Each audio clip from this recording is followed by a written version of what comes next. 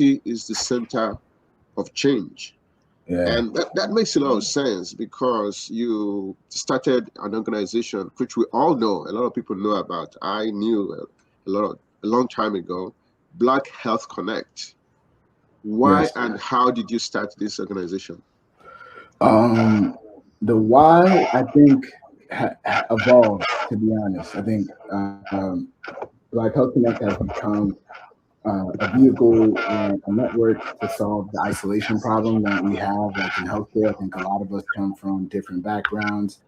We go to school, and depending on where you went to school, you might have been the only person that looked like you in your class, right? And you get to the workforce, we talk about diversity in healthcare, and you don't see a lot of people that look like you.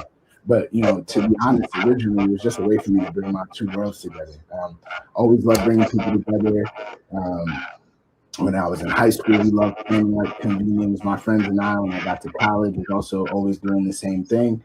And when I moved back to New York, we're still doing things like bringing together networks of professionals within the city. And then one day I said, like, let me do this for healthcare. I'm in healthcare, let me do something specifically for healthcare. Our first event was about 50 people. Didn't think much of it. And then when folks started giving me feedback, I recognized that it was truly a valuable space, even though it was a smaller event. And it also made me realize that the opportunity that I had going to Howard University was a very unique one. Howard University produces, from what I remember, the most Black doctors in the country. We have a medical school on campus. We have a full allied health program, so nursing, PT, PA, laboratory sciences, dental school, medical school, law school, MBA program. So through that transition through university, I was able to really build a strong network of folks that were in my industry that I stayed connected to even after I graduated. So even though I was one of the few pharmacists at my location that had a background like mine, I still knew I could call 5, 6 other pharmacists in the country that could relate to me, that could give me feedback, that wanted to support.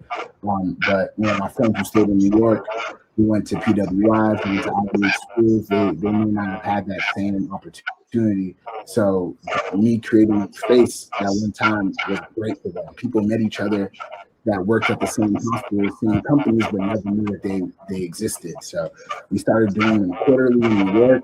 We went from 50 people to the end of that year, 500 people, and then grew to over about 1,000 people per mixer. And then after the pandemic, we started traveling city to city. So now we have communities in a little bit over 25 markets.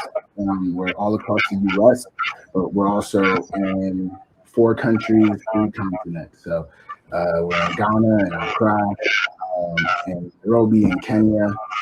Shout out to the BHC Africa team, and then also in Europe and London in the UK. So through that, just understanding, and that's what's on my shirt. I always say community is the center of all change, right?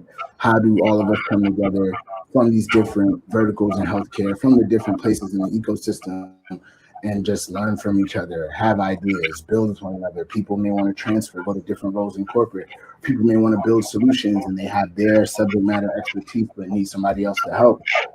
Us creating this space, this network, is a catalyst to a lot of different things happening, and I love that.